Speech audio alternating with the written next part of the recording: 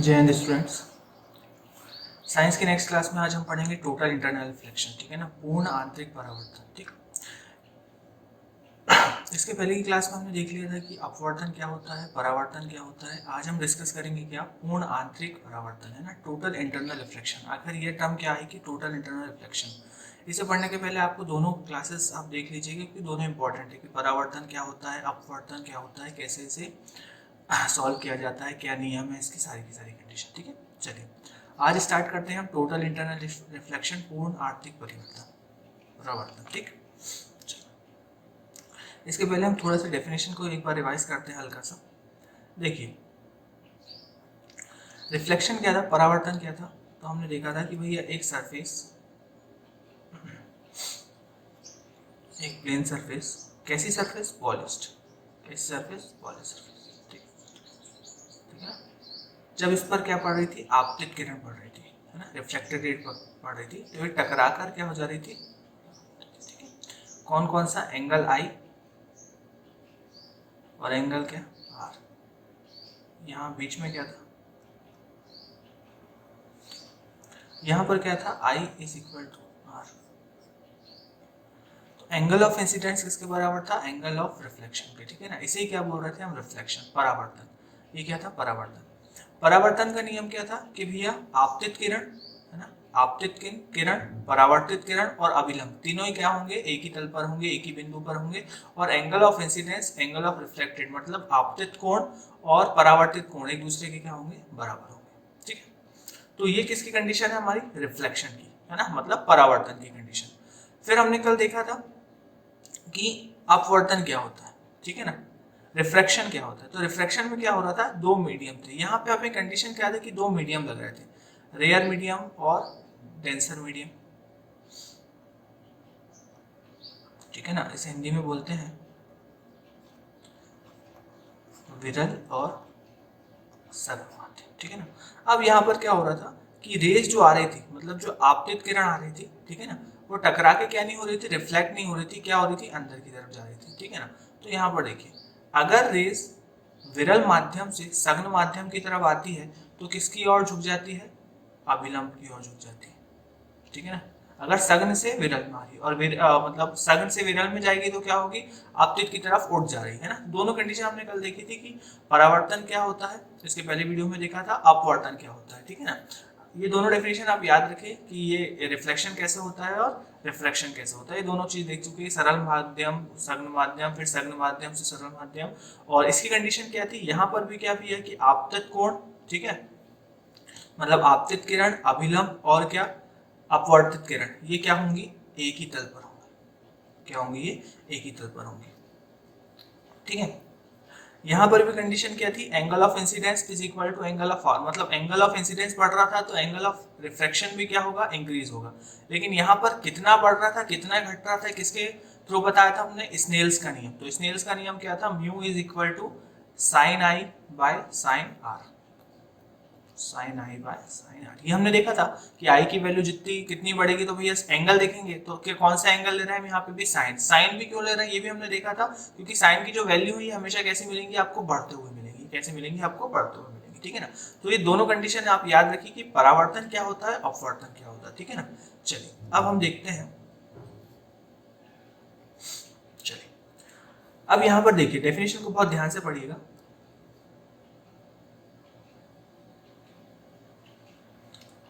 Definition क्या बोल रही है, जब प्रकाश किरणें सघन माध्यम से विरल माध्यम की सतह पर आपतित हो रही हैं और आपतन कोण क्रांतिक कोण से अधिक हो तब प्रकाश का अपवर्तन नहीं होता है, बल्कि संपूर्ण प्रकाश परावर्तित होकर उसी माध्यम में लौट जाता है। इसी घटना को क्या बोलते हैं, प्रकाश का पूर्ण आंतरिक परावर्तन। यहाँ पर बहुत सिंपल हम इसको समझते हैं ना, डेफिनेशन से क्लियर नहीं होगी चीजें। देखिए, सबसे पहले तो एक डायग्राम देखते हैं ना, इसके आगे हमने डायग्राम, ये देखिए, अब बहुत ध्यान से देखिए इसको। ठीक है, अब क्या बोला है, सघन माध्यम से विरल, तो हमको एक कंडीशन समझ में आ गई कि भैया पूर्ण आंतरिक परावर्तन कब होगा, है ना, टोटल इंटरनल रिफ्लेक्शन क्या होगा, जब रेस कौन से मीडियम से तो डेंसर मीडियम से सघन माध्यम से किसमें जाएगी, विरल माध्यम में, तभी क्या होगा, टोटल इंटरनल रिफ्लेक्शन, पूर्ण आंतरिक परावर्तन होगा। ठीक है ना, एक कंडीशन हमको समझ में आ गई। इसे देखते हैं। देखिए ये रेस है, एंगल ऑफ इंसिडेंस, ये जा रही है कौन से मीडियम में, तो ये कौन सा मीडियम होगा, डेंसर मीडियम, और ऊपर वाला कौन सा मीडियम होगा, रेयर मीडियम। ठीक है, पहली कंडीशन फुलफिल है कि भैया रेस किससे जा रही है, तो डेंसर से रेयर में जा रही है, तो ये गई इंसिडेंट रे, ये गई। ठीक है ना, तो अगर ये डेंसर से रेयर में जाएगी तो अभिलंब से क्या हो जाएगी, दूर हट जाएगी, ये है अभिलंब। देखिए इसमें लिख दे रहा हूँ हिंदी में, ये क्या है, अभिलंब मतलब परपेंडिकुलर। ठीक है ना, ये है आपतित किरण, आपतित किरण, और ये कौन सी है, अपवर्तित किरण। ठीक है ना, रिफ्रैक्टेड रेस। ठीक है, तो ये आपतित किरण गई, आपतित किरण गई। जब आपतित किरण डेंसर से रेयर में जाती है तो अभिलंब से क्या हो जाती है, दूर हो जाती है। देखिए हो गई दूर।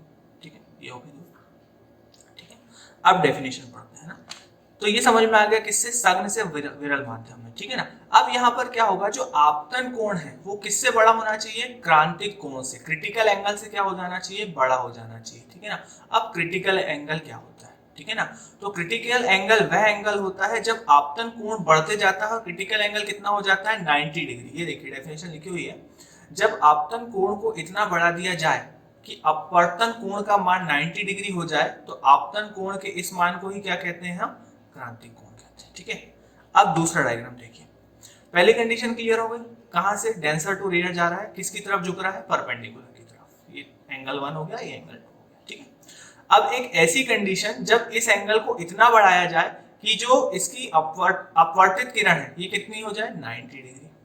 ये हो गई, ये झुक के आ गई नीचे। इस कोण को हमने क्या किया, बढ़ाया। इस कोण को जब बढ़ाएंगे तो ये रेस भी अभिलंब से क्या होती जाएगी, दूर होती जाएगी।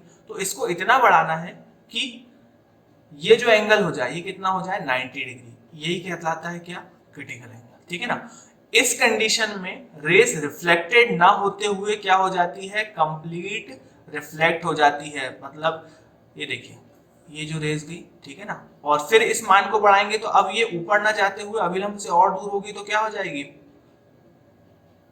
पूर्ण आंतरिक परिवर्तन, मतलब टोटल क्या हो जाएगी, रिफ्लेक्ट हो जाएगी। मतलब यहाँ पर इसने कौन से नियम को फॉलो कर लिया, यहाँ पर इसने फॉलो कर लिया कौन सा नियम, परावर्तन का नियम। लेकिन कंडीशन क्या थी परावर्तन के नियम की, सरफेस कैसा होना चाहिए, पॉलिश्ड होना चाहिए। यहाँ पे सरफेस कैसा नहीं है, पॉलिश्ड नहीं है, और फिर भी ये क्या हो रहा है, रिफ्लेक्शन हो रहा है। इसी को बोलते हैं टोटल इंटरनल रिफ्लेक्शन, पूर्ण आंतरिक परावर्तन। सिंपल है, फिर से देखते हैं बहुत ईजी शब्दों में। डेंसर से रेयर में जाने चाहिए कंडीशन, ठीक है ना, आपतन कोण को इतना बढ़ाया जाए कि जो आपतन कोण का ही मान क्या, 90 डिग्री। कौन सी कंडीशन को ये छू ले, क्रिटिकल एंगल, मतलब 90 डिग्री को। ठीक है ना, और उसके बाद जब ये इस कंडीशन को छीलेगा और इसके बाद जब हम आपतन कोण का मान बढ़ाएंगे तो ये क्या नहीं होगा, रिफ्लेक्टेड नहीं होगा। ये क्या, कौन सा नियम फॉलो कर लेगा, रिफ्लेक्शन का। ठीक है ना, इसी कहते हैं क्या, टोटल इंटरनल रिफ्लेक्शन। ठीक है, तो देखिए डेफिनेशन से फिर से देख लीजिए, डेफिनेशन तो आपको याद करनी पड़ेगी। जब प्रकाश किरणें सघन माध्यम से विरल माध्यम में जाती है, कंडीशन हो गई। ठीक है, आपतित हो रही और आपतन कोण क्रांतिक कोण से क्या हो जाए, अधिक हो जाए, तो प्रकाश अपवर्तन नहीं होगा, क्या हो जाएगा, परावर्तित हो जाएगा। इसी कंडीशन को क्या बोलते हैं, प्रकाश का पूर्ण आंतरिक परावर्तन। क्रिटिकल एंगल की डेफिनेशन भी लिखी है कि जब आपतन कोण को इतना बढ़ा दिया जाए कि अपवर्तन कोण का मान 90 डिग्री हो जाए, तो आपतन कोण के इस मान को क्रांतिक कोण कहते हैं। ठीक है, या फिर आपतन कोण का वह मान जिस पर अपवर्तन कोण का मान 90 डिग्री हो जाए, तो इसे क्या कहते हैं, क्रांतिक कोण। ये डेफिनेशन आप याद कर लें, कैसे बनता है मैंने आपको बता दिया, 90 डिग्री।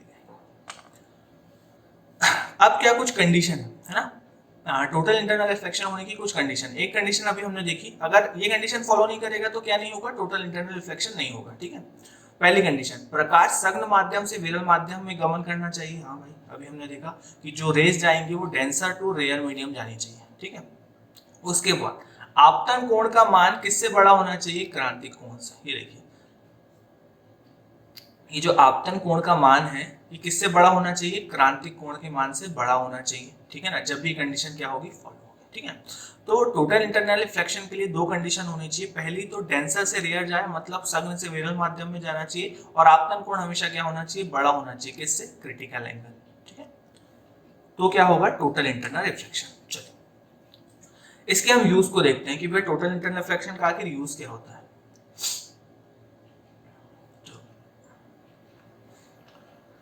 पूर्ण आंतरिक परिवर्तन के कुछ इंपॉर्टेंट यूज है ना। हीरा का अत्यधिक चमकना, ठीक है ना। हीरा आपको चमकता जो दिखाई देता है वो किसके कारण देता है, टोटल इंटरनल रिफ्लेक्शन के कारण, ठीक है ना। मान लीजिए कोई डायमंड है, ठीक है ना। अब इसमें रेज अंदर जाती है, किरणें अंदर जाती हैं, ठीक है ना, किरणें अंदर जाती हैं, ठीक है ना। यहाँ पर जब ये इससे टकराती हैं, ठीक है ना, लेकिन यहाँ पे कैसा माध्यम है, ये तो रेयर है, यहाँ वायु है, और यहाँ जो माध्यम है वो कैसा है अंदर, डेंसर, ठीक है ना।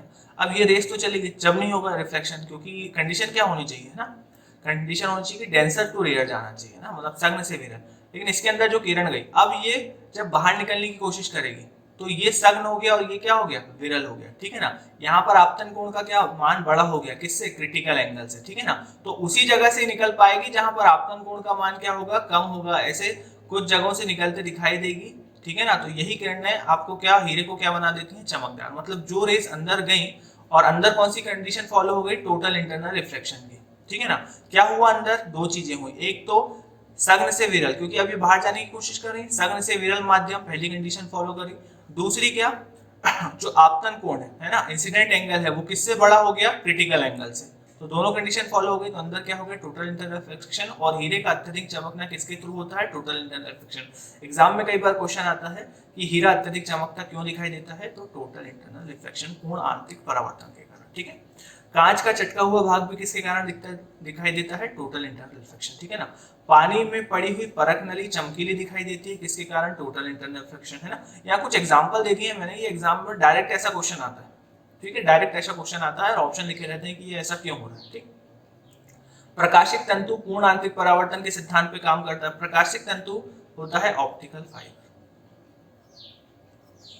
क्या होता है ये, ऑप्टिकल फाइबर, ठीक है ना। आपने देखा होगा कोर, फिर क्रिस्टल, ठीक है ना, फिर कोर के बाद क्लैडिंग, फिर उसको जो ऑप्टिकल फाइबर डल रही है। ऑप्टिकल फाइबर किसके लिए यूज होती है, डाटा ट्रांसमिशन। ये जो अंदर का कोर का भाग है ये सिलिका कांच से बना होता है, ठीक है ना। कौन सी कंडीशन को फॉलो करता है, टोटल इंटरनल रिफ्लेक्शन को। कैसे फॉलो करता है, टोटल इंटरनल रिफ्लेक्शन को, ठीक है ना।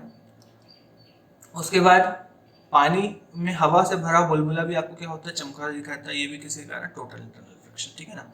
एक एग्जांपल और ये देखिए, डायग्राम के थ्रू देखते हैं ना। रेगिस्तान में आपने देखा होगा कि व्यक्ति को लगता है दूर से कि क्या भरा हुआ है, पानी है ना, उसे क्या हो जाता है, भ्रम हो जाता है, क्योंकि इमेज दिखाई देती है। और इमेज भी क्यों दिखाई देती है, टोटल इंटरनल रिफ्लेक्शन के कारण। देखिए कैसे होता क्या है, गर्मी के दिनों में जो ऊपर का माध्यम है वो कैसा हो जाता है, सघन, डेंसर, और जो नीचे का है वो कैसा हो जाता है,